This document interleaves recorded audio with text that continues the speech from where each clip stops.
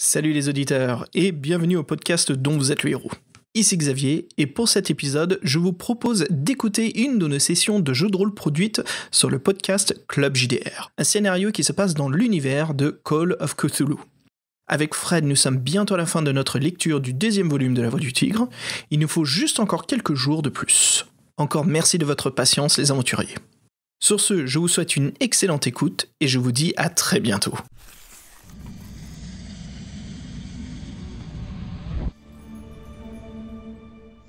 Salut à tous et bienvenue dans Club JDR, je suis Guillaume Vendée et vous nous retrouvez pour une nouvelle partie de jeu de rôle dans l'univers de Cthulhu, mais un univers un petit peu différent de celui qu'on a l'habitude de connaître. Le scénario de ce soir est mené par Jean-Michel. Salut Jean-Michel. Salut Guillaume. Jean-Michel Abrassard de Scepticisme Scientifique et puis le podcast qui va bientôt changer, c'est ça ? C'est Par-delà les montagnes hallucinées, mais vous allez bientôt changer de titre ? Exact. Et puis nous retrouvons Nicolas Toupé-Gabet de Podcast Science. Salut Nico. Salut. Comment vas-tu ? Super bien. Ça a l'air en tout cas. Je me sens un druide depuis quelques minutes, c'est... Bah, magnifique. On sent que ça te met en joie en tout cas. On retrouve également David. Salut David, comment vas-tu ? Salut Guillaume, ça va en forme, et toi ? Bah, pleine forme, sauf que j'ai entendu un bruit Skype, j'espère que personne ne nous a quittés. Ça a l'air d'aller en tout cas. Et puis Xavier du podcast dont vous êtes le héros. Salut Xavier. Hey, salut Guillaume, salut les amis, comment ça va tout le monde ? Écoute, je crois que tout le monde va très bien, tout le monde est très motivé pour commencer ce scénario en tout cas. Jean-Michel, est-ce que tu peux nous en dire un petit peu plus sur ce qu'on va avoir le droit de jouer ce soir ? Bien sûr, oui. Donc on va jouer un scénario qui s'appelle The Devil's Mouth, donc la bouche du diable, hein, et qui est un scénario pour Cthulhu Invictus, donc dans un supplément qui vient de sortir. Je l'ai reçu après avoir kickstarté ça. Je l'ai reçu il y a 15 jours, je crois, et donc j'ai eu très envie de vous le faire jouer. Le livre, pour les meneurs de jeu qui sont intéressés, c'est mon latin est vraiment foireux, donc excusez la prononciation du mauvais latin. De Horrore Cosmico, hein, ça c'est le titre du livre, et le scénario précis qu'on va jouer, c'est The Devil's Mouth.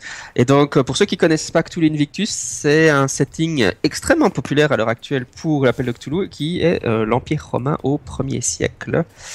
Et ça a vraiment explosé. Hein.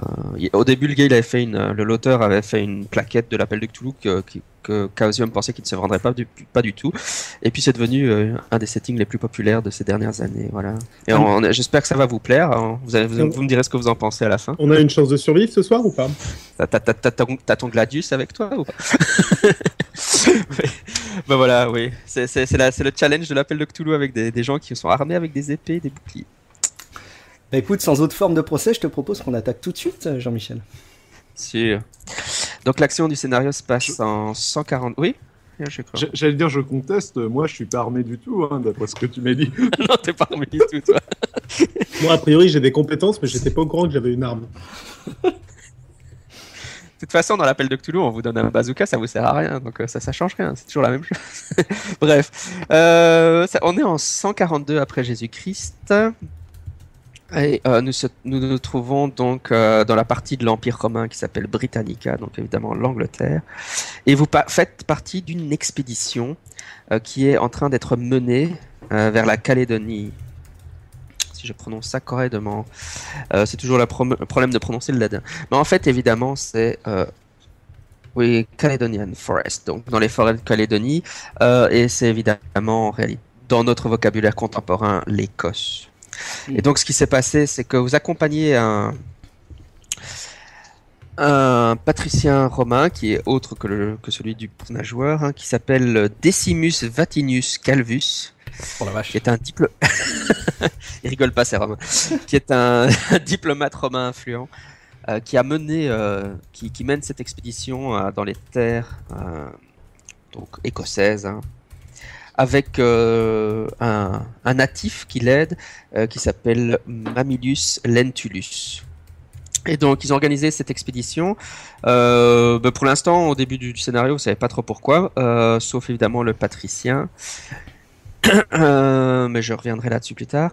Et donc tout ce que vous savez, c'est que vous êtes déjà en expédition depuis un certain moment, au moment où le scénario démarre.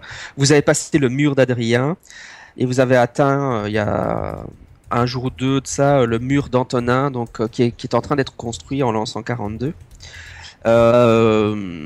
Et au-delà, vous rentrez définitivement dans les territoires des Pictes. Oui, pour ceux qui... Cthulhu Invictus, en fait, ça, pour activer les bons trucs au niveau imaginaire, en fait, vous pensez à Conan le Barbare, hein, parce que Conan le Barbare, avec ses Pictes, c'est un peu le contexte, quoi.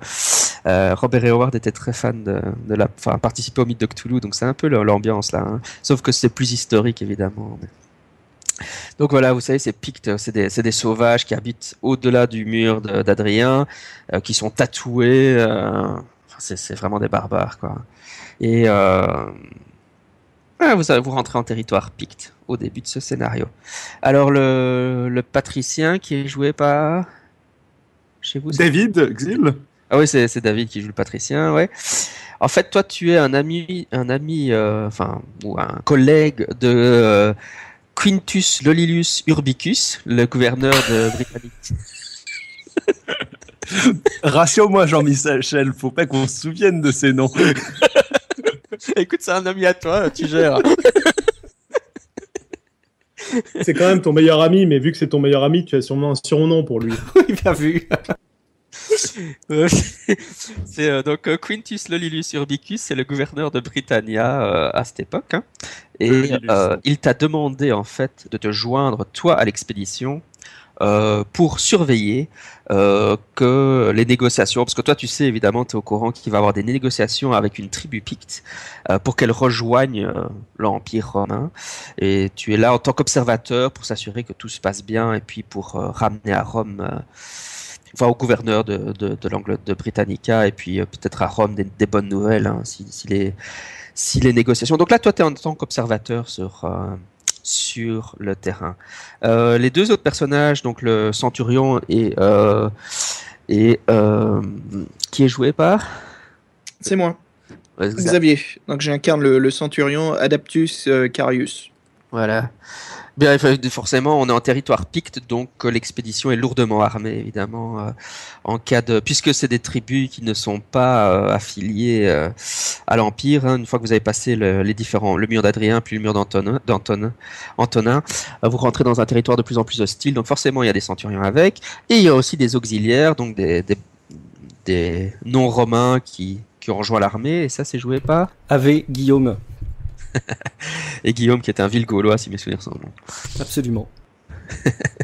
Il va représenter fièrement les Gaulois. Tu enlèveras le mot fièrement. Et qu'est-ce qu'un druide fout avec nous, du coup? Bien, le druide, il a un rôle très précis à jouer dans l'expédition, c'est que les Pictes, ils ne parlent pas le latin, ils ne parlent pas la langue commune de l'Empire, et donc le druide, en fait, par défaut, il pourra jouer... le rôle de traducteur, en fait, hein, d'interprète, je veux dire. Et donc, il est là en tant qu'interprète. Lui, évidemment, c'est un druide qui vient du sud de Britannica, hein, il vient pas du territoire Picte, mais on va dire qu'il maîtrise suffisamment la langue Picte pour pouvoir communiquer avec ces sauvages, quoi. Voilà, et donc c'est moi le druide. Voilà. Ça va, c'est clair pour le background? Très clair. Parfait. Ça va. On a deux sociaux et deux bourrins. En résumé, c'est bien ça, ouais. Et on accompagne quelqu'un à faire des négociations avec Cthulhu ou un grand ancien quelconque. Comme tout scénario de Toulouse. Ça, on le sait pas encore. C'est toujours la compagnie là qui n'est pas du tout préparée à attaquer le mythos, quoi. Donc ça sent bon d'avance. Oui, donc l'expédition est super bien organisée, hein, parce que c'est la façon de faire romaine. Donc ce brave Calvus, hein, le responsable romain, en fait, il a envoyé des hommes à l'avance pour installer des pré-camps, et puis vous avancez, vous rejoignez ces camps et vous dans des structures qui ont déjà été préparées, en tout cas un minimum. Donc bon, évidemment, maintenant, ça fait un mois que vous êtes en expédition, et maintenant vous rentrez vraiment dans le territoire le plus hostile, et forcément vous êtes vous imaginez l'Écosse dans une époque où il n'y a pas de route, etc. Donc c'est de la forêt vraiment très dense. Comme maintenant, presque. Oui, Ouais, ça j'allais change. dire déjà qu'il n'y en a pas beaucoup aujourd'hui. Voilà quoi. Mais ce qui veut dire, c'est sans Wi-Fi aussi. Ouais. Ouais, c'est Aussi, clair. oui. Et donc au tout début du scénario, vous avez passé donc le mur Antonin, vous êtes dans le territoire Picte et on va commencer juste par une petite séquence où vous êtes assis à un feu. Pourquoi? Parce que vous avez à votre campement, hein, parce que un des scouts, un des éclaireurs de l'expédition, donc il y a pas mal d'hommes, hein, il y a une vingtaine d'hommes. En plus de ceux qui sont envoyés avant vous pour installer les camps, enfin ça c'était surtout avant, puisque vous arrivez presque au bout de l'expédition. Un des scouts a ramené, a tué un sanglier, et donc ils ont décidé c'est un peu jour de fête, hein. Ça fait déjà un mois que vous êtes en voyage, donc et donc ils mettent le sanglier à rôtir pour les hommes, pour les centurions, etc., les auxiliaires, et d'ailleurs il y a aussi le médecin de l'expédition qui fait un peu le tour pour vérifier la santé de tout le monde. Et c'est un peu soir de fête. Et donc, à un moment, normalement, le leader romain, donc Calvus, il ne se mêle pas à la plèbe, hein, c'est pas son style, quoi. Donc vous n'avez pas pu vraiment interagir avec lui, sauf le patricien, évidemment, qui voyage en sa compagnie. Mais les autres, ils n'ont pas le droit de parler à Calvus. Mais là, comme c'est un jour de fête, Calvus se mêle un peu à ces hommes, hein. Et il vous explique donc, effectivement, comme je l'ai expliqué, la mission consiste à aller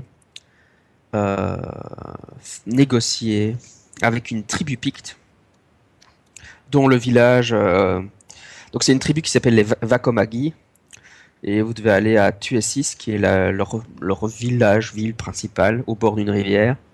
Vous êtes à 1 ou 2 jours de marche de là maintenant. Et donc il faut absolument... enfin le but de la mission, il est très important pour le leader romain, c'est que vous rencontriez le chef de cette tribu, donc Colosse, pour négocier avec lui le fait que sa tribu se mette au service de Rome, ce qui serait évidemment une grande victoire, puisque ça permettrait d'assurer la domination romaine sur une bonne partie de l'Écosse. Et après ça, évidemment, c'est encore la fête qui continue. Qu'est-ce que vous faites pendant ce temps-là? Ou est-ce que vous avez des questions, réactions? Et il nous reste combien de kilomètres avant qu'on arrive à notre but? Bah, écoute, ils n'ont pas une distance exacte parce qu'ils ne connaissent pas super bien le territoire, mais ils pensent qu'ils seront là, que vous serez là-bas dans plus ou moins 2 jours. Tout dépend aussi de la difficulté à laquelle vous avancez dans la forêt, hein. Parce que par exemple, l'auxiliaire et le centurion, souvent, ils doivent être en tête de la colonne et couper les branches pour avancer, pour que le centurion, pour que les patriciens puissent se déplacer. La progression n'est pas super rapide, c'est ça que j'essaie de dire. Cette branche était mal coupée. Et notre soldat Gaul dans le groupe, comme tu as déjà dû nous parler un peu de ces terres, mais est-ce que tu sais exactement dans quel endroit on se trouve? Ouais, malheureusement, je connais pas du tout cet environnement, je le découvre en même temps que vous en fait. Non, très bien, très bien. Je pense que c'est le druide, le connaît de réputation. Nicolas. Et toi, le nain, le druide? Le nain. Ah, le druide, t'as bien une histoire ou deux à nous raconter de cet endroit-là? Ouais, ben moi je le connais de réputation. Enfin, je vis plutôt dans le sud, mais je sais que c'est une forêt qui est assez dense et qui va prendre du temps à traverser. Environ 2 jours. Tu sais aussi que 2 jours. le druide... L'idée générale que vous avez des Pictes, c'est que c'est vraiment des combattants féroces. Ils attaquent nus sur le champ de bataille. C'est pour dire que les soldats romains sont pas forcément super rassurés quand même. Pour les Pictes, c'est vraiment des entre guillemets barbares, hein. Voilà, ils sont tatoués et puis ils foncent sur les armées romaines nus, vu juste avec de la boue sur le corps, ils attaquent et donc ils ont vraiment une réputation d'être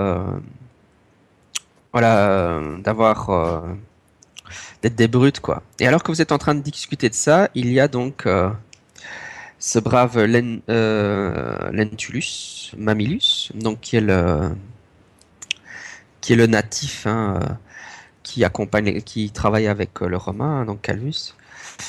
il se joint à votre conversation et donc lui il a grandi en Écosse, hein. Mais maintenant il travaille pour l'Empire, quoi. Et il dit ouais, c'est vrai que les Pictes sont vraiment des gens horribles. Et il commence à évoquer des légendes que certains de ces tribus Pictes vénèrent un sombre dieu loup. Et qu'une de ces tribus, vous voyez qu'il y a une sorte de voile noir qui tombe sur ses yeux, comme s'il avait un peu peur juste en y pensant, qui s'appelle les Kusites. C'est une tribu de Pictes qui sont ni des êtres humains ni des animaux, mais qui ont la capacité de se transformer en loup à volonté. Et parfois, il vous dit qu'on raconte que la nuit, il y a des meutes de Kusites qui attaquent les caravanes, enfin les voyageurs dans ces terres. Et elle vit dans quel coin, cette tribu? Plus ou moins vous êtes. Ouais. Non. Intéressant. C'est intéressant de faire griller un sanglier comme ça. Il se change en sanglier aussi de temps en temps.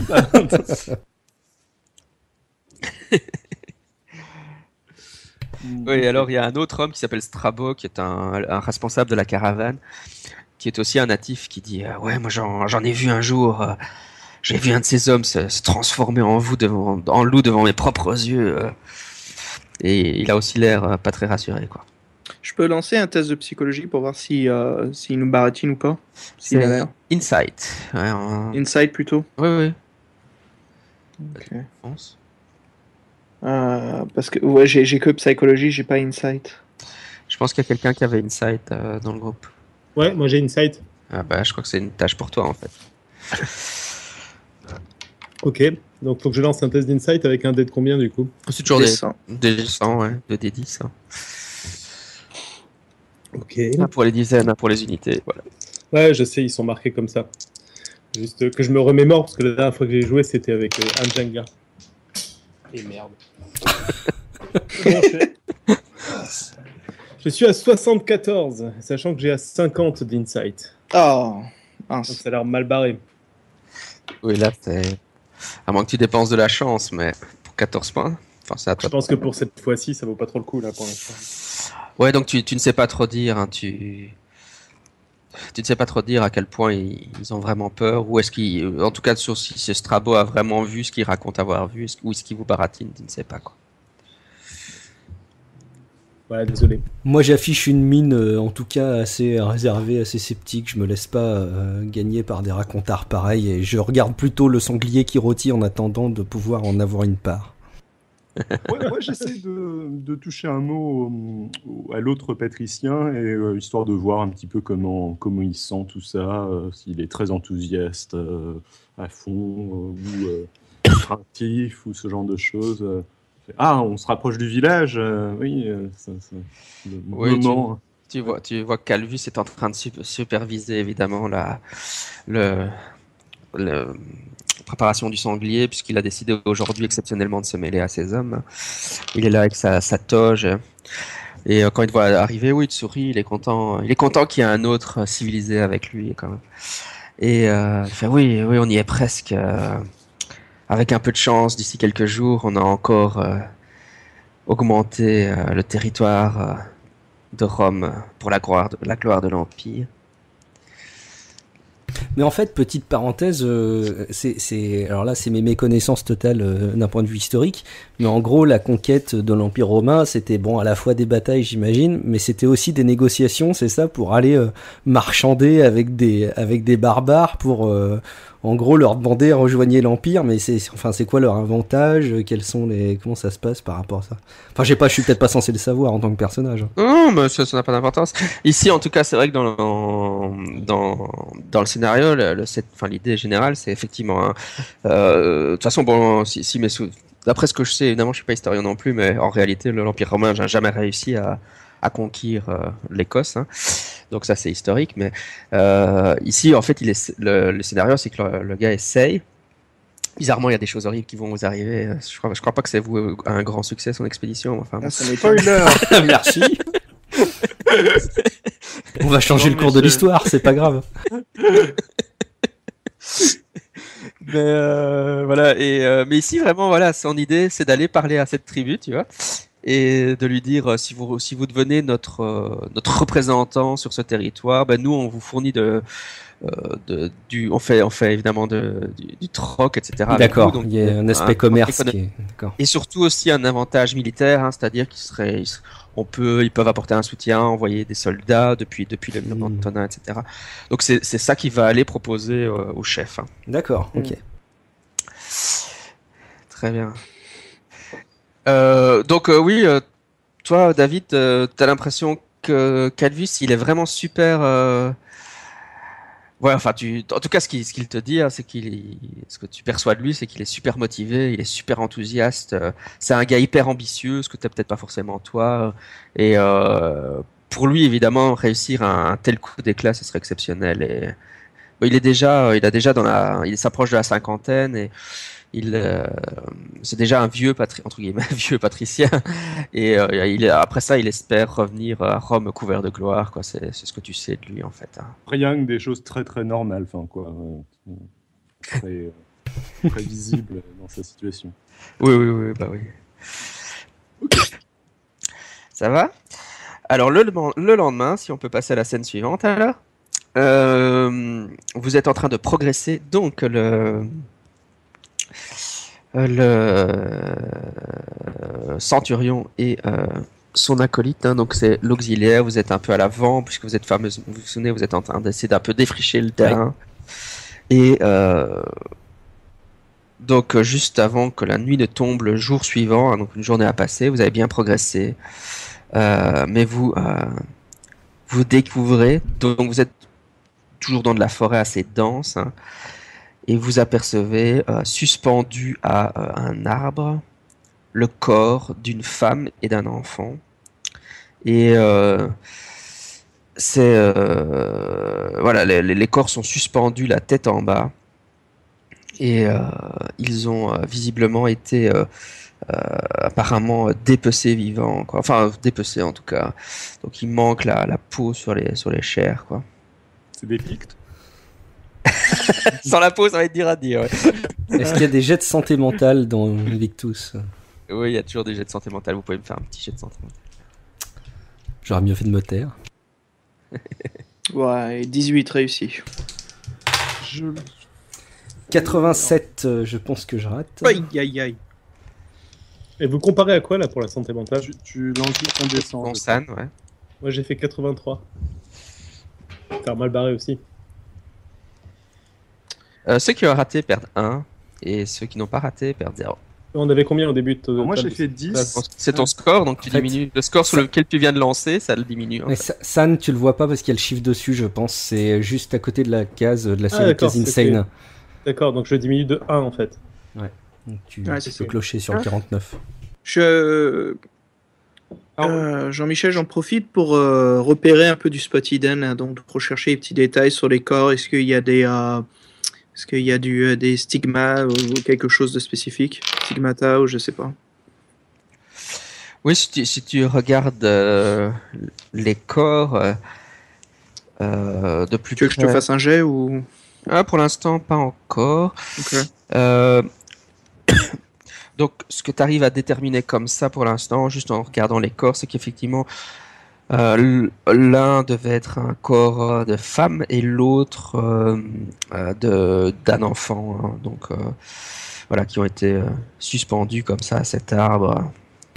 Moi, je me dis que c'est des gens qui l'ont peut-être bien mérité. Et moi, justement, sur ce truc-là, je checkerai bien dans mes connaissances si c'est une tradition picte. Ça, c'est un geste sous Britannica, alors. Non, alors, par contre, j'ai pas les tonnes en Britannica, mais on va tenter. Ça passe, je fais 2. Oh, putain. Donc ça passe carrément, là. Là, je devrais avoir tout l'historique. T'as fait un très bon score, ouais. Non, ça ne fait pas partie des traditions pictes. Les amis, ça n'est pas normal, là. Ça n'est pas normal. La seule chose que tu te dis peut-être à ce stade-ci du scénario, c'est que il y a cette fameuse tribu, donc il y a les Pictes et puis il y a les Coussites, hein, donc les fameux, ceux qu'on vous a expliqué, qui sont peut-être des loups-garous. Et ça, toi, tu les connais pas parce que tu n'es même pas certain que ce soit pas une légende simplement. dis, ceux-là, c'est peut-être le genre de choses que des Cossites feraient, quoi. Parce qu'on en a parlé hier. Moi, j'explore autour de la zone où les 2 cadavres sont suspendus pour voir s'il y a des traces de pas, traces de pattes de bêtes, même si je ne crois pas un seul mot de cette histoire de loup-garou. Mais... De même, qu'on soit 2 au moins là-dessus, qu'on cherche du tracking, quoi, qu'on voit un petit peu s'il y a des gens qui sont passés là. Traces de pas, odeur, quelque chose, laine accrochée à un arbre. En tout cas, Xavier, ton personnage, quand il observait les corps, je disais qu'ils avaient été dépecés, mais tu vois quand même qu'ils ont été aussi, quand tu les regardes de plus près, évidemment, qu'ils ont été fort rongés, mais c'est parce qu'ils sont suspendus à une hauteur où les loups, etc., peuvent les atteindre, donc ils ont été attaqués par des charognards, certainement. Pour aller plus loin, il faudrait peut-être un jet de médecine, alors par contre. Mais je pense pas je sais pas si quelqu'un a de la médecine. En fait, j'en sais rien, je connais pas vos caracs. Moi j'ai du first aid, mais first aid ça aide pas. Non, ça serait médecine. Moi j'ai ça 1%. Ouais, il faut toujours lancer, qui sait. Moi aussi j'ai 1%, ouais. On a tous un... Non, j'ai fait 7, pas loin. J'ai fait 23, je suis assez loin, là, du 1%. Oui, donc tu ne saurais pas en dire plus, tu n'as pas de culture médicale suffisante. Je regarde la corde, si jamais elle pourrait vaguement donner des indices, genre, je sais pas si les Pictes ont une manière différente de faire des cordes que les cordes romaines ou je ne sais trop quoi. D'accord, et tu es en train d'observer la corde de plus près, tu te penches vers la corde et tu sens une goutte qui te tombe sur la main à ce moment-là. Je regarde vers le haut et d'où provient la goutte. Ça provient des 2 cadavres ou de quelque chose d'autre? Tu te rends compte que, évidemment, tu as jeté un coup d'œil à la sensation que tu avais eue. Et en fait, effectivement, c'est du sang qui t'a goûté dessus. Et tu regardes vers le haut et tu vois qu'il y a un cadavre suspendu dans le même arbre. Mais ça doit être à peu près à 15 mètres de haut. Est-ce qu'il est bouffé par des animaux de la même manière que les 2 qui sont atteignables par des animaux? Il n'est pas bouffé de la même façon, non, parce qu'il n'est pas facilement atteignable. Évidemment, la première chose que vous pouvez faire un jet d'idées. Ça c'est sous, oui c'est intelligence. Ouais, c'est sous intelligence. Oui. En fait. J'ai très bien réussi.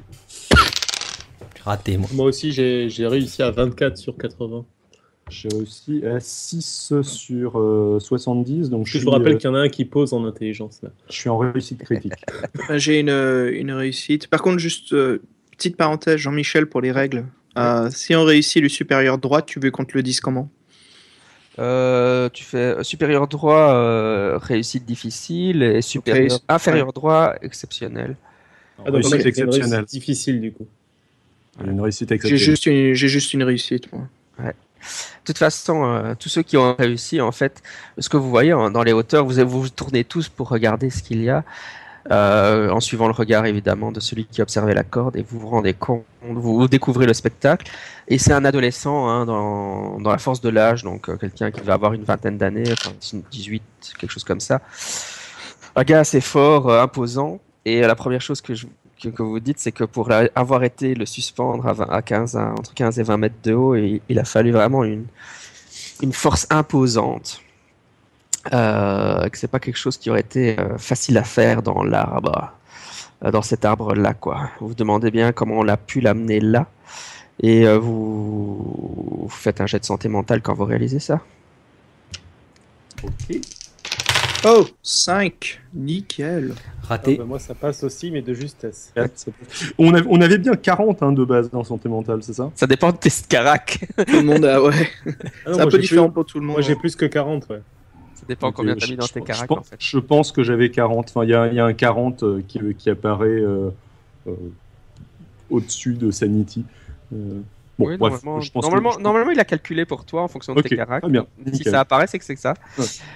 Donc si vous avez réussi, vous perdez rien. Si vous avez raté, vous perdez encore un. Et on se calme, les gars. C'est des pertes de santé mentale parce que vous voyez, voilà, c'est comme alors, si vous alliez dans l'ordre. On est à l'avant de la caravane, c'est bien ça? Ouais, pour l'instant, ouais. Ok, je vais m'adresser à tout le monde. Les compagnons, je pense qu'il serait raisonnable de couper les cadavres des arbres et de les cacher pour pas que le reste de la troupe voit cela. Ça pourrait baisser le moral très rapidement. Il y en a un qui bonne est idée. assez compliqué à couper par contre. De quoi? Celui qui est super haut, je sais pas trop comment on va faire pour On le le laisse, descendre. lui, personne va le voir, c'est pas grave. Bon, niveau roleplay, je regarde si un dispositif aurait permis enfin, s'il y aurait des traces sur l'arbre d'un dispositif ayant permis de monter ce cadavre très haut dans l'arbre. Oui, tu peux faire spot hidden. Ok. 51, je vais te dire si je réussis ou pas. Je sais que j'ai boosté mon spot hidden.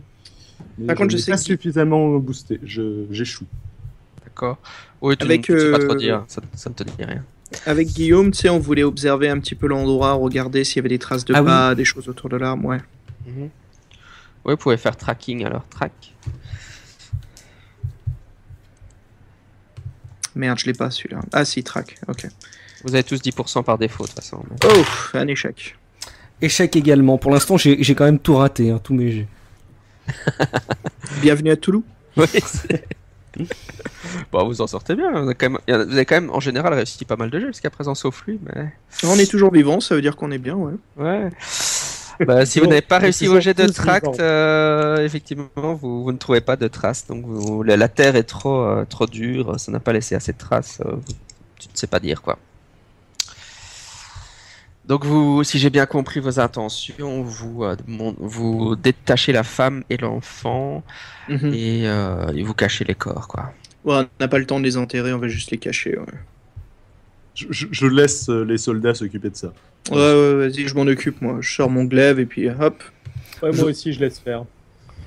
Y a personne qui veut monter à l'arbre pour essayer de détacher celui qui est tout en haut. Non, non. Moi j'y vais, moi. Je vais m'en occuper. Oh, tu vas te casser la goule. T'as combien en Non, climb ça va aller, ça va aller. Non, mais veux c'est qu'on- juste qu'il y a peut-être un homme qui va le voir ou tu vois, c'est autant enlever tous les détails, quoi. Tu veux qu'on te laisse tout seul pendant que tu le fais? Je veux bien, si jamais je glisse, que tu sois en bas, comme ça tu peux me rattraper. On va te laisser explorer le haut de l'arbre et puis on va se reposer dans le petit bar à côté pendant ce temps-là. Pour grimper dans l'arbre, tu dois réussir 3 jets de climb. Oh là Trois là, jets. là, c'est foutu. Aïe, aïe. Bon, allez, c'est parti. Hein. Donc le premier. Il est encore temps de Il est encore une temps de réussite changer d'avis. difficile. Ouais, donc ça va, tu progresses bien, Une réussite difficile, voilà. tu trouves des branches, ouais, c'est... Deuxième jet, une réussite exceptionnelle. Waouh. Ouais, écoute, et les autres en bas sont Ouais. vraiment impressionnés. Il a par l'habitude Ouais. de tricher avec ses livres dont vous êtes le héros, alors c'est normal. C'est quoi ces histoires, merde? Là, je pense que tricher avec un livre dont vous êtes le héros, faut vraiment après, pas avoir une grosse estime de soi. Ouais. Attends, celui que je suis en train de lire, là, on prépare la vengeance du ninja, purée. Alors, si tu veux pas tricher, tu vois, j'en suis à ma 7e lecture. Hein. Ouf, purée. Allez, troisième jet. Ouais, vas-y, fonce. Et c'est une réussite difficile. Waouh, Ouh. écoute, c'est un bon escaladeur, hein. Quel talent! Ouais, là, il y a... Bon, j'ai 70 en climb. Hein. Ouais, mais enfin, ça va, quoi. Ouais. Ouais, t'arrives en haut, et tu dois tendre le bras un peu. Tout ce que tu peux faire, en fait, c'est couper la corde pour que le corps tombe, quoi. C'est ça. Tu coupes la corde et pff, le corps tombe. Schlac. Voilà. Et J'inspecte le corps, du coup. ouais. Et celui-là, tu regardes le corps et il a aussi été dépecé comme les autres, mais celui-là, il n'est pas du tout endommagé. Et quand tu le regardes, tu te demandes, ton personnage se demande vraiment comment ils ont pu dépecer un corps de cette façon-là, aussi précis, quoi. C'est vraiment un travail incroyable d'enlever toute la peau de ce corps-là, quoi. Ouais, je précise que justement à ce sujet-là, moi je regardais pas le corps tomber et je l'inspecte pas plus que ça pour éviter de perdre des points de santé mentale complémentaires. Ok, très bien. Pour l'instant, je pense que vous en êtes déjà assez perdu pour la vue des corps, donc je ne demande pas plus de jets. Ok. Ça va, vous êtes satisfait avec la scène? Vous avez caché les corps? Là, on est pas Bah, mal. je j'aimerais pense. descendre, moi. Oui, bah, je te laisse. Tu sautes, hein. Oh, aïe, aïe. Allez, hop, choup, 15 mètres. je vais éviter. Je le sens pas. Allez, essaie de redescendre alors. Ok, c'est quoi, 3 jets aussi? Bah oui. Fait chier. Ok, bon, allez. C'est à la descente qui va tomber. Donc, le premier jet, une réussite difficile. Ok. Troisième jet, une réussite difficile. Oh la vache. Et le troisième jet, réussite exceptionnelle. Waouh. J'ai fait un 3 sur le dernier. Ah, donc c'est vrai qu'il triche en fait. On peut créer une chatroom. Ouais, allons tous sur Rollsborg. Mais non, je triche pas, c'est pas Vous juste. voulez que je diffuse en direct? Non, mais on peut créer une chatroom sur Rolls. Ok, ça va. Mais donc effectivement, vous cachez bien les corps et puis vous reprenez la route, hein. Et vous continuez à progresser dans les Highlands, hein, les terres, enfin, les Highlands. Pas la peine de traduire ça. Excuse-moi, ouais, c'est trop tard peut-être, mais en fait, je me disais, comme on passait tous devant, personne n'est interpellé par une odeur particulière, un truc comme ça. Et du coup, par extension, je me demande, je vais te demander, est-ce qu'on a une idée via l'odeur, un truc comme ça, du temps pendant lequel ils ont pourri ces corps à l'extérieur? Est-ce que c'est frais, pas frais, etc. Mais j'imagine que c'est trop tard. Non, et puis ça, c'est vraiment typiquement sous la compétence médecine. D'accord, fait, ok. Ton personnage n'en a même pas l'idée, en fait. D'accord, ok. Allons-y. Et donc, vous progressez dans les Highlands et vous traversez, de toute façon, de plus en plus les territoires. Vous avez en tête les paysages écossais, de toute façon. Et vous atteignez finalement la fameuse rivière. Sur laquelle vous savez, enfin le leader romain, Calvus, avait expliqué que la ville se trouvait le long de cette rivière. Donc une fois que vous avez atteint la rivière, vous n'avez plus qu'à suivre le long de la rivière pour atteindre cette fameuse ville, hein, qui s'appelle donc Tuesis, la ville des Pictes, Vacomagi. Et donc, à la fin de la deuxième journée, vous apercevez maintenant, vous êtes sur une colline et vous apercevez depuis la hauteur de la colline la fameuse ville ou le fameux village des Vacomagi, hein. Et vous pouvez me faire un jet de Spotiden. Alors on le fait dans Rolls du coup. Allô? Il y a quelqu'un? Pour les auditeurs et pour vous, les gars, je vous ai envoyé une image, photo-image, une impression écran de mes jets, hein. Non mais. Ouais. Moi, j'ai raté mon Spotiden. 74, j'ai raté aussi. Je regardais du mauvais côté. Personne n'a réussi alors? Non. Eh bien, décidément, vous n'êtes pas bon en Spotiden, hein. On sait que vous êtes bon en escalade, mais pas en Spotiden. Ok. Donc on grimpe quelque part ou ça va? Donc le village, ce que vous pouvez de toute façon voir, c'est que le village est composé... Attendez, j'ai pas fait le mien encore. Ah, vas-y. Ça y est. Alric 1037. Donc, réussite exceptionnelle. Donc réussite, juste une réussite. D'accord. Donc ce que je disais, c'est que le village est évidemment composé de sortes de maisons en chaume, hein, ou des huttes, hein, avec des murs en pierre et des clôtures en bois, hein, qui sont donc c'est vraiment une sorte de ville, mais enfin une ville, vous imaginez à l'époque, hein. Est-ce qu'on voit de l'activité ou pas? Eh bien justement, le jet de Spotiden, c'était celui que je demandais, et le personnage de Xavier, le centurion romain, à l'œil aux aguets, le seul à remarquer qu'effectivement il y a étrangement absolument aucune activité. Tu remarques en premier, donc Xavier, que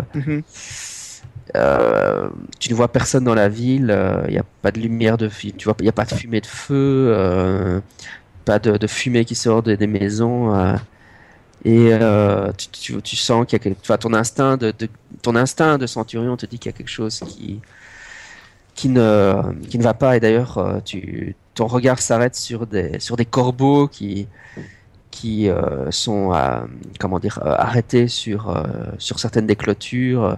Normalement, s'il y avait des gens, ils n'oseraient pas aller si près des habitations, quoi. Et est-ce que je peux essayer de trouver... Qu'est-ce que je vois d'autre comme par exemple l'odeur? Est-ce qu'il y a une certaine odeur qui émane du village, comme s'il y a eu un feu récemment, ou ça sent la moisissure? Pour l'instant, t'es encore un peu loin. T'es trop loin pour ça, hein. T'es sur une colline assez lointaine, donc c'est juste la première vue que vous avez du village que je donne, quoi. Et les autres n'ont rien remarqué de spécial, quoi. Ok. J'ai un mauvais pressentiment là, c'est un peu bizarre, il n'y a pas grand chose, il y a quasiment aucune activité et on peut voir aussi pas mal de rapaces qui flottent au-dessus, enfin qui volent au-dessus du village. En fait, c'est plutôt une bonne nouvelle parce que on s'attendait plutôt à avoir un village hostile ou qui allait nous faire chier. Donc, Ouais, mais je pense qu'en effet, mais là je pense qu'il s'est passé quelque chose de grave. Donc je propose qu'on mette en avant les offenses et qu'on y aille très doucement à l'intérieur, au cas où un piège nous attend.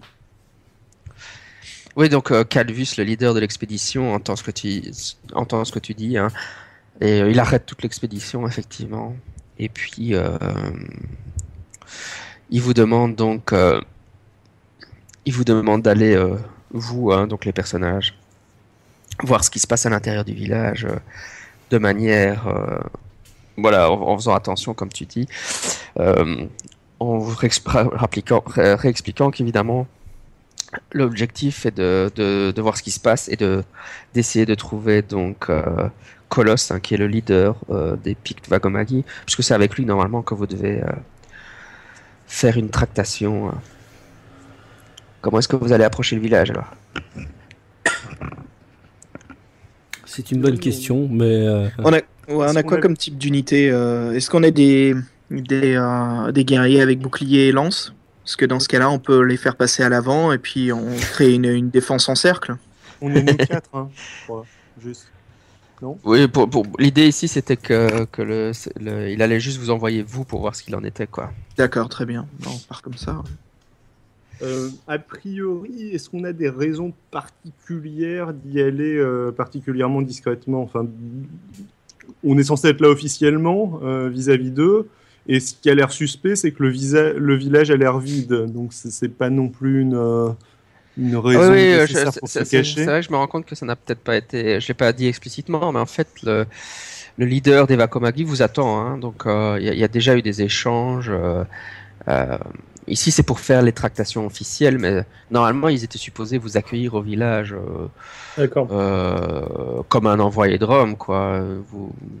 Donc, c'est pour ça. Bon, et maintenant, la seule chose qui cloche à ce stade, c'est un peu l'intuition du centurion, quoi. Alors, on approche, je dirais, en approchant prudemment, mais sans particulièrement se cacher, ni quoi que ce soit, quoi. Enfin, me semble-t-il. Sauf si... Non, je suis d'accord. Pareil. Donc, vous descendez la colline et vous arrivez à l'entrée du village, enfin, ou de la ville, hein, et il faut pas que vous alliez, vous n'avancez pas très loin avant de remarquer que vous trouvez le premier corps qui a été, comment dire, dépecé exactement de la même façon que ce que vous avez trouvé dans les bois. Et puis vous continuez à vous avancer dans le village et vous en trouvez d'autres et d'autres et d'autres. Étrange quand même les traditions Pictes. C'est peut-être une tradition de bienvenue, effectivement. Est-ce qu'ils ont une maison qui est un peu comme l'hôtel de ville, un bâtiment qui sort un peu plus que les autres? Il y aurait certainement la maison du chef, mais ton personnage, à mon avis, ne saurait pas l'identifier. Ouais, si vous faites un jet devrait savoir l'identifier, non? Ouais, mais on va dire que tu peux faire un... Pour tous les autres personnages, mis à part le druide, c'est un jet extrêmement difficile de Britannica, et pour le druide, c'est un jet juste difficile. Ah ouais. Je pense que je rate. Britannica, par défaut, il y a un score ou pas? Parce que moi, je l'ai même pas. Certains ont un score dedans, donc, mais sinon, non, par défaut, il n'y a rien. D'accord. J'ai raté. Ouais, d'accord. Donc non, vous ne connaissez pas assez bien les mœurs de cette tribu pour avoir une idée de ce genre-là, quoi. C'est Britannica, s'il n'y en a pas, de toute façon, tu veux qu'on roule quand même et de toute façon, par défaut, ça va être 1%, quoi. C'est ça que ça sera. C'est qui les personnages qui n'ont pas de Britannica? C'est moi l'auxiliaire, typiquement. Bah, c'est ouais. Guillaume et Xavier, ouais. Bah ouais, vous êtes le Romain et le Gaulois. Bah non, vous connaissez pas le Gaulois, ouais. C'est logique que vous l'avez pas. Vous avez 1%, quoi. Donc vous pouvez jeter si vous pensez. Il y a toujours une chance. Moi je lance quand même. Attendez, je vais le faire dans Rolls parce que si ça réussit, on va dire que je triche. Ouais, c'est ça.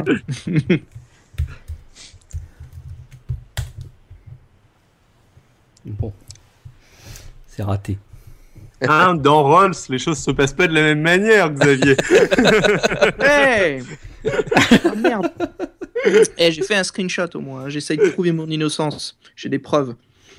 J'ai des preuves de ma réussite. Je suppose que vous... On n'y croit pas, mais... T'as photoshopé ça. En 2 secondes, photoshopé pour le podcast. J'ai préparé un Photoshop d'avance au cas où ça arrive. Là, je pense qu'on a identifié le problème. Est-ce qu'on n'explore plus avant tout seul, tous les 4, ou est-ce qu'on revient faire notre rapport et qu'éventuellement, pour le coup, on vient un petit peu...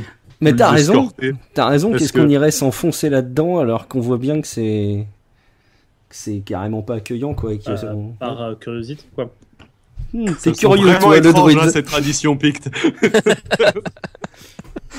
Bon, moi je pense que le druide nain est très curieux, donc il faut le laisser explorer. De toute façon, on va dire juste pour faire avancer la scène que vous finissez par de toute façon alerter Calvus, hein, donc le responsable romain, et il fait rentrer tout le monde dans le village. Il vous ordonne de faire un état des lieux, de vraiment fouiller un maximum le village pour voir s'il y a des survivants. Jet de santé mentale pour toute l'armée. Oui, bah, c'est comme ça quand on est légionnaire, qu'est-ce que tu veux. Et vous vous rendez compte que vous commencez à parcourir les maisons, les environs, etc. Et votre estimation, c'est qu'il y a au moins 600 cadavres, femmes, enfants, hommes, et apparemment ils ont dépecé même les vaches. On ne trouve pas de survivants, bien sûr, j'imagine. Tu peux me faire d'abord un jet de santé mentale? Mais à l'aise. On en fait tous ou Oui, c'est pour tout le monde quand vous prenez conscience de l'ampleur du massacre, quoi. c'est gratuit, c'est offert, ok. Ah, attends, 40 sur 40, c'est une réussite ou un échec? Oui, c'est une réussite. Ma réussite aussi. Réussite. Ouais, super réussi. Solide. Tous ceux qui ont réussi ne perdent que 1 et ceux qui ont raté perdent 1 des 6. Ah, on perd quand même. Ouais, ça commence à devenir un peu plus sérieux. Et alors là, sur 600 personnes, moi j'explore quand même en ayant espoir de pouvoir trouver des traces ou des empreintes, des traces, quelque chose qui me donnerait une idée de ce qu'aurait pu se passer, quoi. Ah, mission accomplie, hein, on est allié avec tout ce qui reste de la tribu picte. Ils sont d'accord pour rejoindre l'Empire romain. Chef, mission accomplie. Oui, vous pouvez me faire un jet de spot hidden? T'es sûr? Je suis pas sûr que ça serve à quelque chose. Je ne veux pas voir, je me cache les yeux. Raté. Oh J'ai Putain, réussi. je me suis planté, moi, 97. Moi, bien planté aussi. Moi, j'ai réussi, et j'ai peut-être même fait une réussite. Non, j'ai eu réussite normale. Moi, j'ai un échec critique, quoi. Comment ça? J'ai fait 92.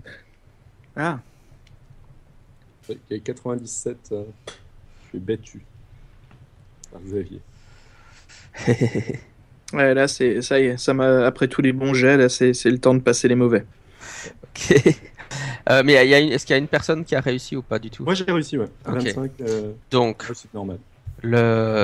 d'abord, ça c'était pas pour le jet, mais de manière générale, vous commencez à entendre que les autres soldats deviennent très nerveux, ils commencent un peu à paniquer. Vous voyez qu'ils se mettent à murmurer parce qu'ils ont aussi perdu de la santé mentale. Hein. Et vous entendez les hommes qui commencent à vraiment mentionner de plus en plus donc la tribu des Coussites. Hein, donc que c'est peut-être une attaque des loups-garous, qu'on est en danger si on reste là. Enfin, c'est surtout évidemment les auxiliaires, hein, pas les vrais centurions qui. Ah, Reste peut-être que strict. notre compagnon druide pourra leur parler, leur remettre un peu la confiance. Ouais, parce que je suis un peu mauvais orateur. Parce que dans ce cas-là, moi, je vais monter sur la boîte à savon et leur dire que ce sont des soldats de l'Empire romain qui n'ont pas à croire en telle supercherie et que le moral doit rester fort. Alors, pour le coup, je pense que ce serait plutôt à moi de faire ça.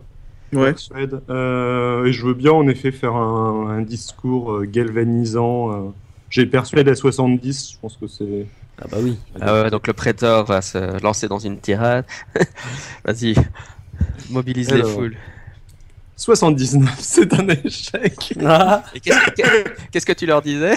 je leur disais de reprendre confiance en eux et qu'il n'y a pas de souci, que ça ne peut pas être des loups-garous, que les loups-garous ça n'existe pas. Du coup, tu empires encore la situation, Ouais, en fait, puisque comme ils ne te croient pas. Ils se disent que si un prêteur romain se prend la peine d'intervenir, c'est qu'ils sont vraiment dans la mise, quoi. Ouais. Et que- Pitoyable, quoi. Ne vous inquiétez pas, ce ne sont pas des loups-garous.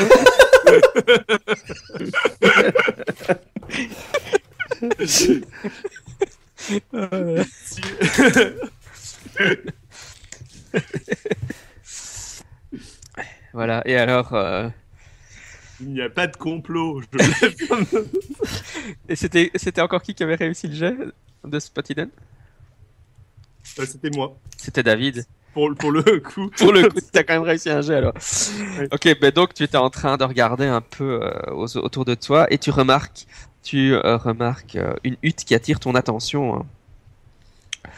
Elle attire ton attention parce que la porte et les fenêtres, tu remarques qu'elles sont toutes fermées parce que la plupart des maisons, les portes étaient ouvertes, hein, elles ont été défoncées, etc.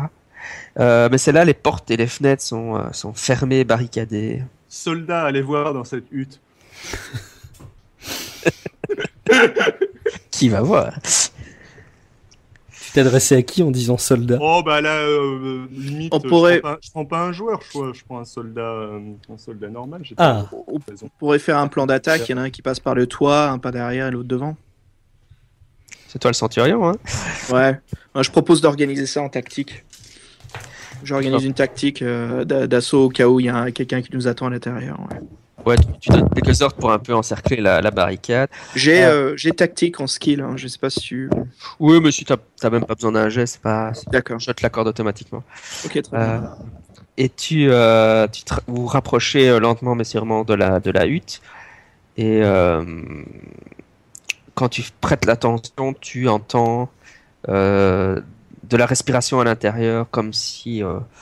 Enfin, ton impression générale, c'est qu'il y a peut-être des survivants à l'intérieur, mais qui essayent de ne pas faire de bruit parce qu'ils pensent que vous êtes encore des méchants. Mais t'entends quand même un peu de la respiration, comme s'il y avait un enfant ou quelque chose comme ça. D'accord. Je veux dire, moi je les connais les traquenards, donc je prépare quand même un plan d'attaque, quoi. Donc juste 3 soldats, il me faut 2 soldats et puis moi je rentre dedans en même temps avec eux. Donc, si juste, on encercle le truc, on peut carrément leur dire de sortir. Ouais, on peut faire Si on- ça. Si on, hein, si on sûr. sait qu'il y a quelqu'un à l'intérieur, histoire de Tu- pas enfin, je sais pas, rentrer si jamais ils pensent que c'est une agression et qu'ils nous sautent dessus, ça peut être. Ouais, bon, on peut. On a une armée, donc ouais, si tu veux, on peut faire ça. Bah écoute, je sors mon glaive et je tape sur la porte avec. Tu veux dire tu frappes à la porte pour attirer l'attention? Ouais. Et tu dis quelque chose ou enfin quelqu'un dit quelque chose? Le druide Ouais. peut-être pourrait parler en picte. Ça me paraît long- stratégique. Ouais. Donc je donne quelques coups et puis je laisse place au druide pour causer. Qu'est-ce qu'il dit le druide? Nicolas. Le druide a disparu. Il s'est transformé en loup-garou. Je m'étais mis en mute, désolé. J'ai dit, est-ce qu'il y a quelqu'un? D'accord, donc tu parles en picte et tu demandes est-ce qu'il y a quelqu'un? J'ai Quand besoin de tu faire leur un jet pack- pour parler en picte ou ça va? Non, t'es À le l'aise. traducteur officiel, donc je l'accorde automatiquement aussi, pour faciliter la vie. Effectivement, tu entends une réponse à l'intérieur, un petit cri de joie, et quelques secondes plus tard, il y a une femme qui sort, accompagnée d'une petite fille de 7-8 ans. Elle s'extrait de la maison, et donc vous avez trouvé 2 survivants. Et elle dit donc au druide... je suis la femme, elle parle. Elle dit je m'appelle Kessa et ceci c'est Senna. Attendez, je me suis en train de me planter dans les noms. Attendez une seconde. Il y a Senna, Brigantos et Kessa. Donc en fait il y a un petit garçon aussi, c'est ça qui me perturbait. Donc il y a Senna qui est la maman. Elle vous présente Brigantos, son fils qui a 8 ans, et une jeune fille qui n'est pas sa fille qui a 6 ans. Et elle évidemment quand elle sort, elle est un peu surprise de voir tous les soldats romains qui sont là, mais elle a visiblement moins peur que vous que de ceux qui ont attaqué la ville, quoi. Donc, elle est quand même un peu rassurée. Elle essaie de maintenir les enfants derrière elle pour les protéger au cas où quelque chose se passerait, quoi. Qu'est-ce que vous faites? Druide, demande-lui ce qui s'est passé. Ouais, j'avais eu demandé ce qui s'est passé. Dis, je n'ai pas vu ce qui s'est passé. J'étais à l'extérieur du village. J'avais remonté la rivière jusqu'à un autre village picte, hein, d'Evakomagi. Je suis revenu et récemment j'ai découvert le massacre et j'ai trouvé cette petite fille. Et j'étais avec mon fils évidemment. Et j'ai trouvé cette petite fille. On a décidé de passer la nuit ici. Alors on s'est barricadé dans la maison. Quelle idée! Je demande à l'un des soldats de leur donner un peu d'eau. Ouais, évidemment, ils ont très soif et très faim. Ils sont très contents que vous leur donniez à boire. À boire et puis du pain, ouais. Oui, la nuit est sur le point de tomber avec tout ce qui s'est passé. Et donc, effectivement, tu peux penser qu'elle n'avait pas envie d'aller dans la forêt. Elle savait que la distance vis-à-vis de l'autre village était assez importante. Se retrouver dans la forêt avec ce qui a tué et tout ça, c'est dit que c'était plus stratégique de rester dans une maison barricadée, quoi. On lui demande juste la petite fille, elle est un peu comme dans Alien 2, hein, oui, elle est complètement terrorisée. Enfin, vous voyez qu'elle a été extrêmement traumatisée. Et effectivement, vous comprenez qu'elle a dû voir des choses, quoi. Et puis elle nous le dit, c'est la nuit, c'est quand ils sortent le plus, c'est ça? Alors, on peut demander, du coup, on peut essayer de parler. Non, ça, elle ne dit pas. Tu projettes des choses, là. Mais... Enfin, tu me dis aliens, donc tu me dis mute, alors tout de suite, je pense au fameux dialogue. Ouais. D'accord. On peut demander à Camille. Oui, bien sûr. C'était surtout pour donner l'aspect traumatisé de la fille. Ouais, bien sûr. Mais donc la maman, de toute façon, la seule qui parle pour l'instant, c'est Senna. Et elle a rien vu, mis à part les corps, donc elle ne peut rien vous dire sur les attaquants, quoi. Bonjour ma petite. D'accord. Nico plutôt. Ouais, je voulais lui parler, lui demander ce qu'elle avait vu, mais a priori c'est pas possible pour l'instant, c'est ça? Si, il faut arriver à la faire parler. Je pense que David avait. Je vais utiliser mes talents d'orateur, quoi, pour lui demander. Bon, alors, raconte-moi ce qui s'est passé. En vérité, il faut plutôt des talents de insight pour gérer les gens qui ont été traumatisés dans la période de Cthulhu. Je sais pas s'il y a quelqu'un qui a de l'insight. Ah, parce que c'est pas un talent de base. Moi, j'ai juste un peu d'insight, ouais. Ah, super. Je peux tenter mon coup, du coup? Bien sûr, je t'en prie. Qu'est-ce que tu lui dis à cette brave fille avant de faire ton jet? Ouais, alors j'ai fait mon jet qui est passé. Je veux juste lui demander ce qui s'est passé en fait. Ouais, mais comment tu t'y prends? Je veux dire, tu vois qu'elle est vraiment terrorisée. Elle a les yeux vraiment, tu sais. Ouais, enfin, elle se cache derrière la maman là. Bonjour. Elle a visiblement très peur de toi. Tu es en sécurité. On est là pour t'aider. Les méchants ne vont plus faire de mal. J'ai dit que ça y est, les méchants sont partis, qu'ils reviendront pas, qu'on est là pour la protéger et lui demander juste si elle a vu quelque chose discrètement. Elle vous raconte alors parce que tu as réussi ton jet, hein, tu me disais. Donc Kessa, c'est son nom. Elle dit qu'elle s'appelle Kessa, hein, et qu'elle a 6 ans. Et quand elle arrive enfin à se calmer, après que tu lui aies parlé, qu'elle ait pu boire de l'eau que le centurion lui a donné, hein, elle finit par raconter ce qui s'est passé. Hein. Et en fait, un grand nombre de maraudeurs ont attaqué le village. Donc le druide, il comprend que ce qu'elle veut dire par là, c'est une autre tribu de Pictes, hein, donc pas la tribu des Vakomagi, hein, des autres Pictes, puisqu'il y a plusieurs tribus. Hein. Et ils n'ont pas sonné l'alarme, ils n'ont pas donné d'avertissement. Ils avaient évidemment leur corps complètement tatoué. Et à ce moment-là, donc, elle a vu l'attaque et sa maman en fait l'a pris et lui a dit de se cacher dans un trou, hein, quelque part.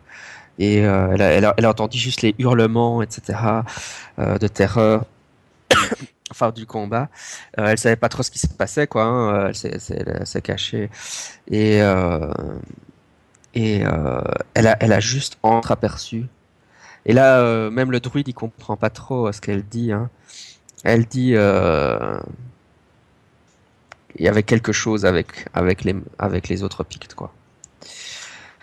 Et on est d'accord qu'il n'y a que des cadavres du village Picte qu'on venait voir, des Varumagi, c'est ça?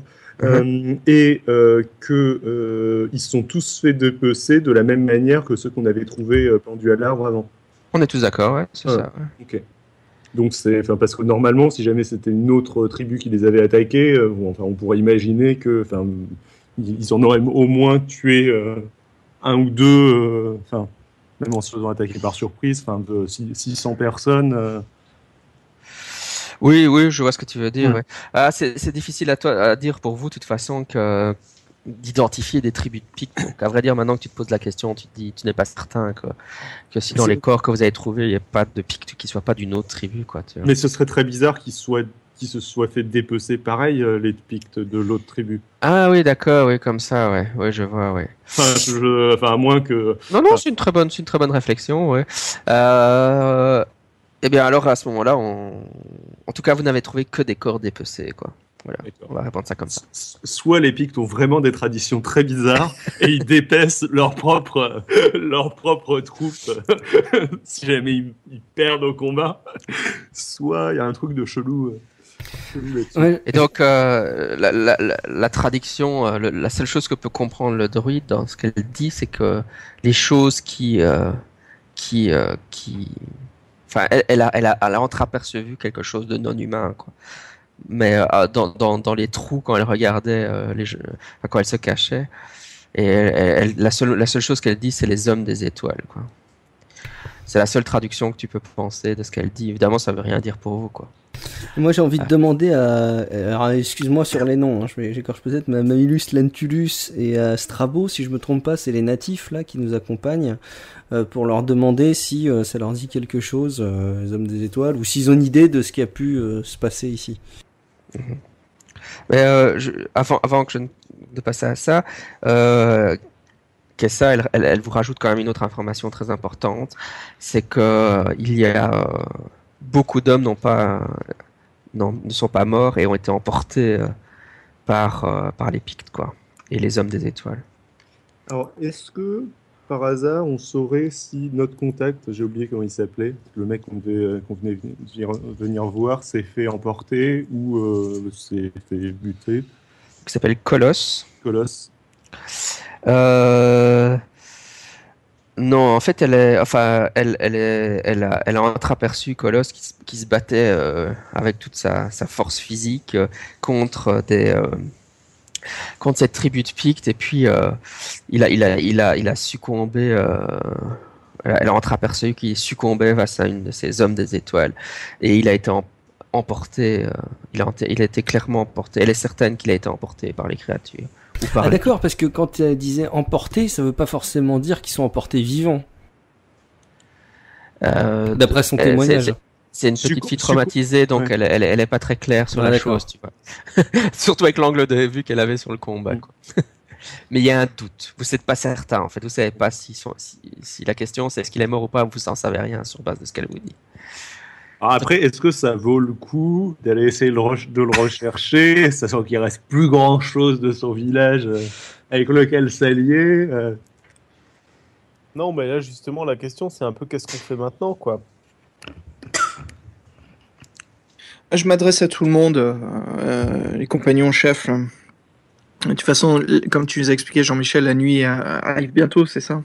Oui, la nuit maintenant on va dire qu'elle est tombée, maintenant que vous avez fait ça, ouais.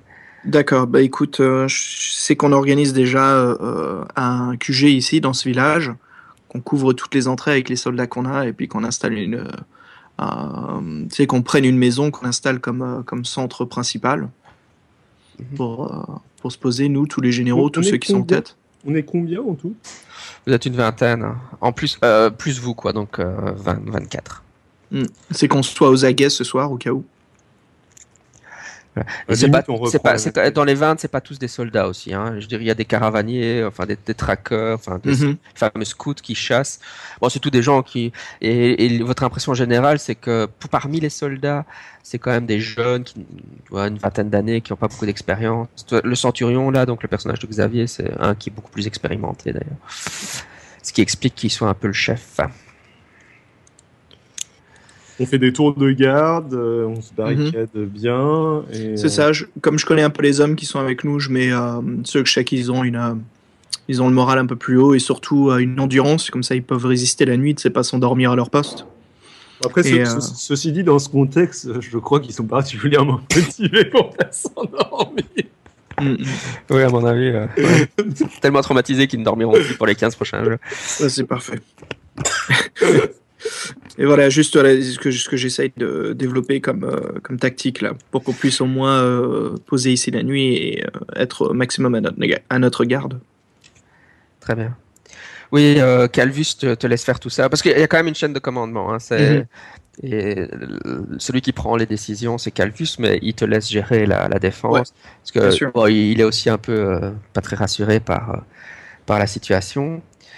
Je lui demande un peu ce qu'il veut faire, Calvus. Est-ce qu'on rentre? Est-ce que ça vaut le coup d'aller chercher Colosse Oui, quand tu lui parles entre quatre yeux, quand il n'y a pas d'autre oreille pour entendre, tu dis oui, on ne peut pas rentrer la queue entre les jambes, ce serait la disgrâce à Rome, c'est trop important.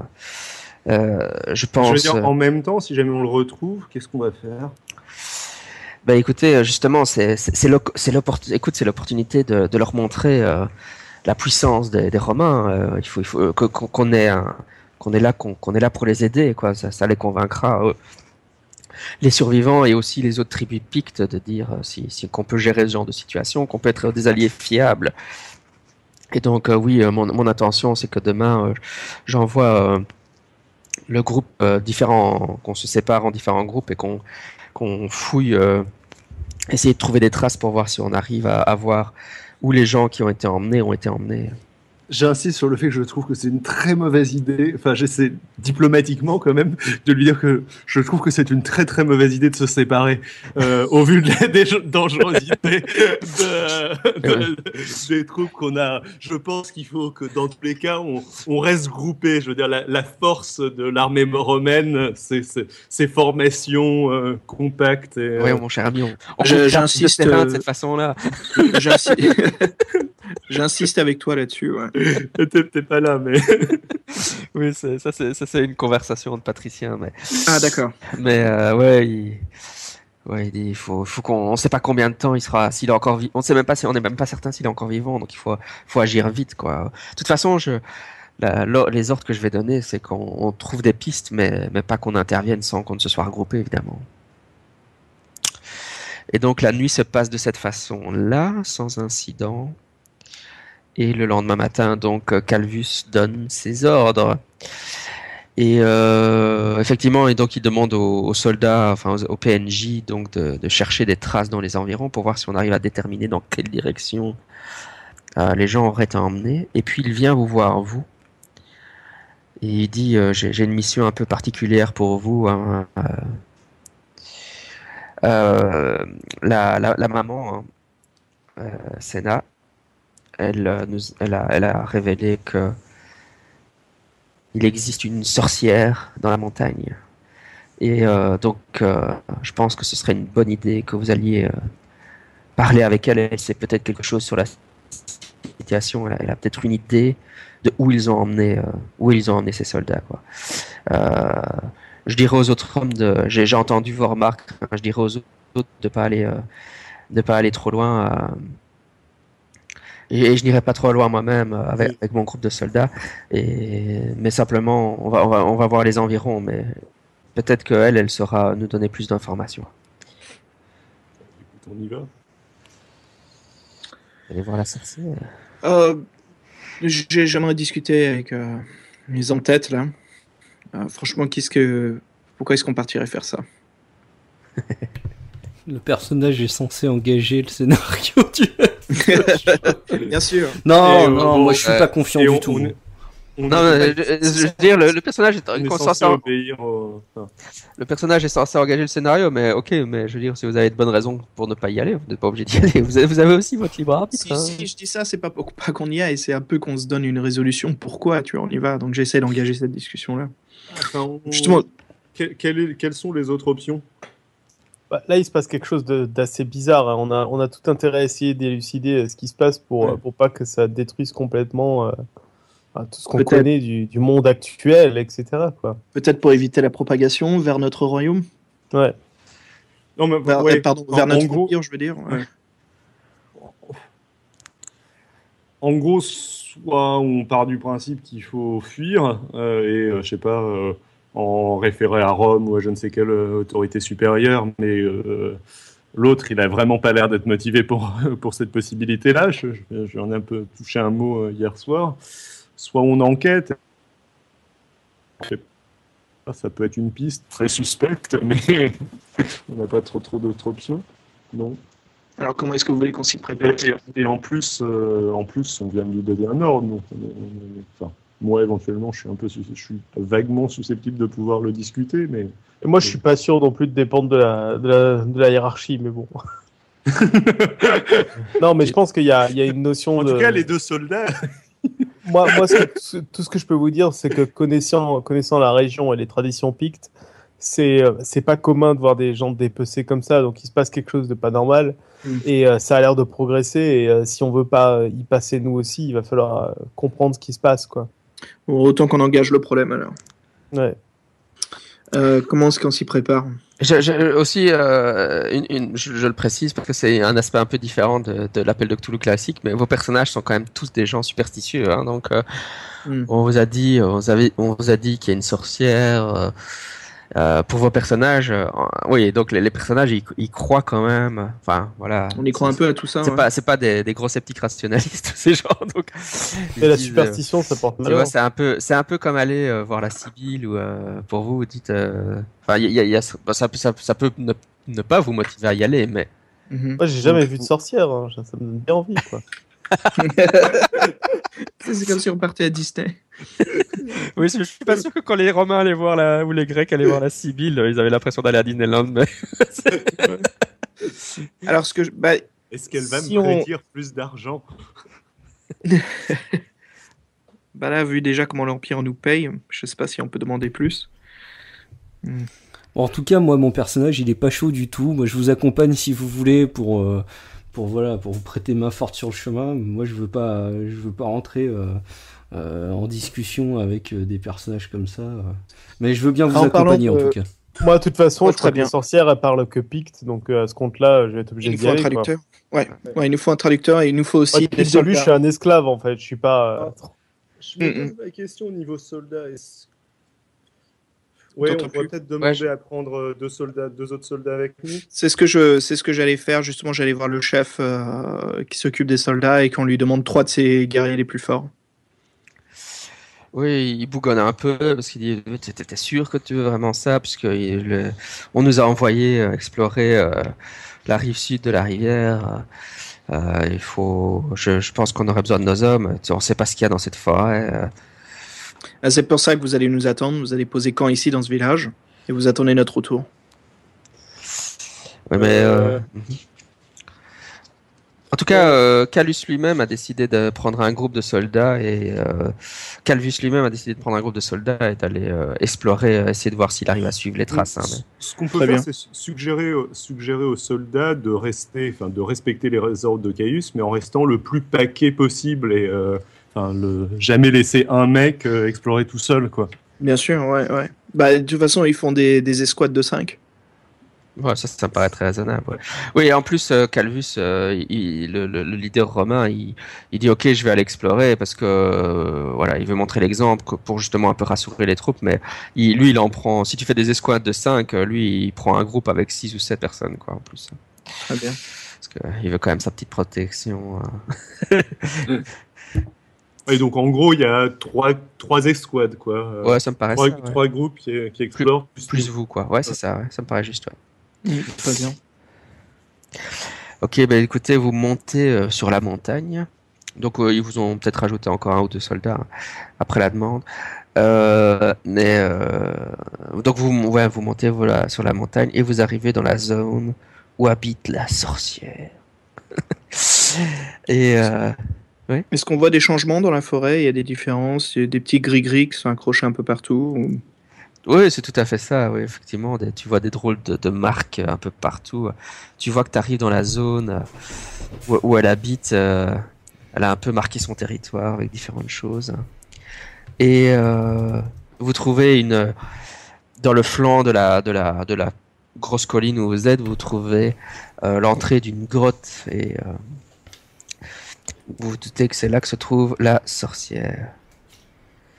Et quand vous rentrez, elle habite à l'intérieur, il y a un petit feu de camp, c'est vraiment un costume de survie, elle a mis ses gris-gris, elle a des bougies un peu partout, elle est habillée de peau de bête et évidemment elle est d'un âge incertain et elle ne se lave pas les cheveux, enfin elle ne se lave pas du tout probablement, elle a les cheveux complètement tout blancs et elle a jamais lavé les cheveux donc elle y entretient des nids d'araignées. Exactement, oui.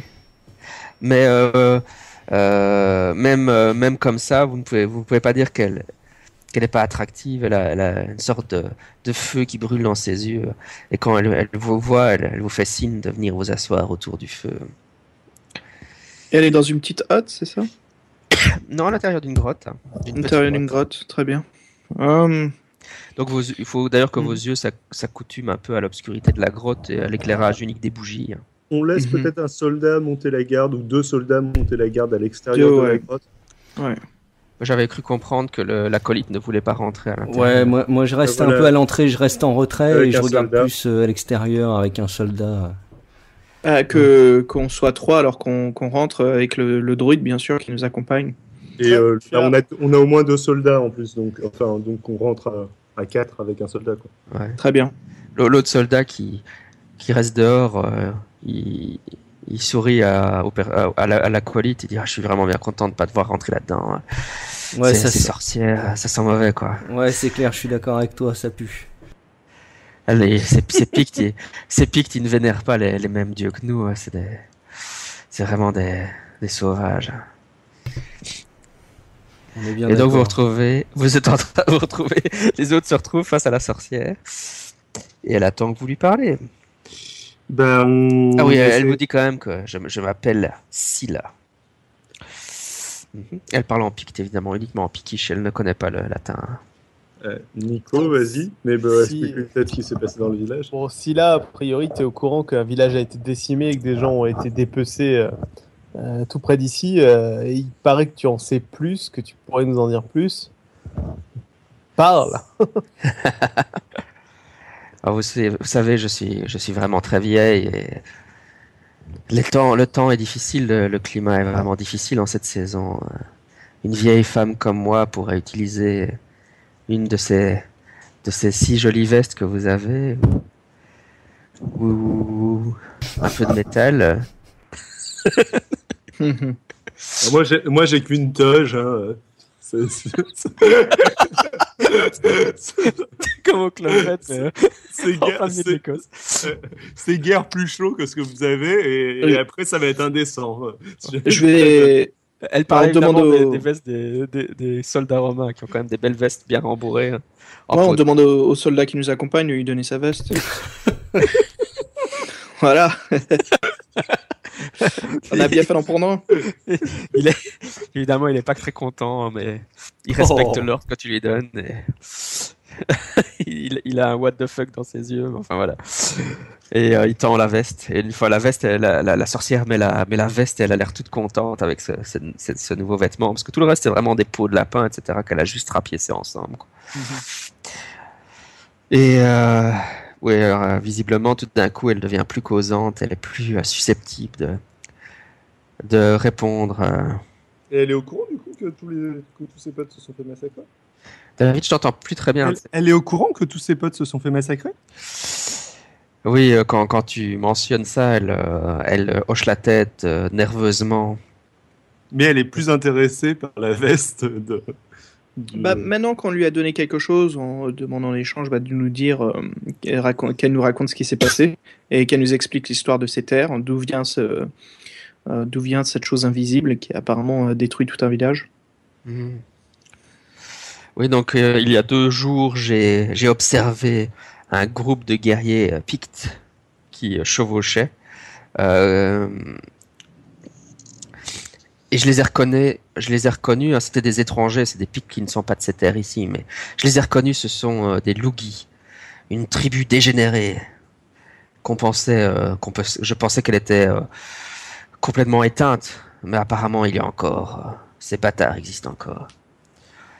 Et j'ai même reconnu, j'ai reconnu le leader de ce groupe, c'était Drest. C'était un Vakomagi qui avait été chassé du village il y a longtemps. C'est lui qui leur montrait le chemin. J'ai entendu des rumeurs, j'ai eu des visions. Et je sais que les derniers des Lugis sont tombés sous le charme d'un puissant chaman qui les mène. Mais je ne sais pas plus que ça. C'était bien déjà ce que nous avait dit la villageoise, que c'était des Lugis qui les avaient attaqués.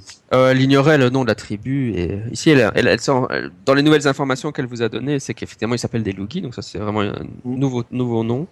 Okay. Et que c'est une tribu qui semble avoir été maudite, hein, ou qui a extrêmement mauvaise réputation. Et donc ce n'est pas la tribu des loups-garous dont on parlait avant. Qu'as-tu vu dans tes visions ?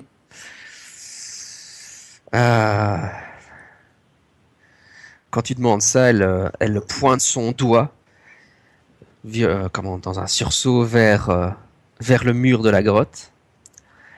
Et vers le mur de la grotte, tu vois un dessin qui a été fait. Elle a fait avec de la glaise comme ça. En fait, c'est une sorte de peinture à la main. Elle a dessiné sur le mur une étoile à 5 branches qui est au-dessus d'une sorte de tonneau. Et elle vous dit, ces créatures sont anciennes, c'est une race puissante, sage et froide, maître en sorcellerie. Et c'est ça que j'ai vu dans mes visions. Et qu'est-ce qu'elles veulent ? Elles veulent rétablir leur ancienne puissance. Elles habitent non loin d'ici, dans une montagne sacrée qui s'appelle la Bouche du Diable. C'est là que se trouve leur demeure. Et elles veulent ramener leur puissance à ce qu'elle était dans les temps passés, avant que l'homme ne naisse. Sont-elles responsables de ce qui se passe sur ces terres ? Ah oui, bien sûr. Oui. Je pense que les Lugis sont asservis à leur pouvoir. Ce sont leurs sbires, en gros. C'est des cultistes.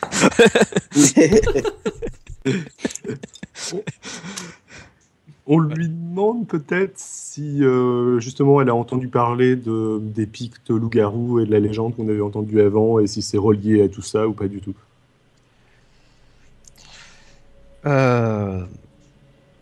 Elle dit non, je pense que la tribu des Coussites se trouve plus à l'est d'ici. Je ne crois pas qu'il soit impliqué dans tout cela. Mais elle dit pas que l'histoire des Coussites c'est pas vrai. Comment as-tu fait pour survivre à l'invasion de ces créatures, à toujours être ici, seul ? Il n'était pas intéressé par moi. Je suis trop vieille. Il n'avait pas besoin de... Ouais. Et ce qui les intéresse, c'est les jeunes ? Oui, de toute façon, elle devient un peu confuse et puis elle dit je ne sais pas si ce que j'ai vu dans mes visions est vrai. Puis j'avais pris des champignons avant-hier. Voilà. Ouais. Mais voilà, c'est vrai que ces étranges démons, ces hommes des étoiles, ils sont intéressés par les hommes forts. Et c'est vrai que si vous faites attention aux cadavres, maintenant que je vous dis ça, vous pensez qu'ils ont surtout abandonné les corps de femmes et des enfants et des hommes qui n'étaient pas très forts, mais tous les gros guerriers ont été emportés. sauf le mec qui était pendu très haut à l'arbre, c'était un gros guerrier aussi, non? Non, c'était un jeune garçon, non? Ouais, c'était un ado, quoi. Voilà. Bien, je propose une pause de 5 minutes, je vais Ouais. chercher à côté parce que j'ai soif. Et voici notre aventure dans le milieu de Call of Cthulhu Invictus. Je vous propose d'écouter la suite dans un prochain numéro du podcast dont vous êtes le héros. Salut les aventuriers et à très bientôt.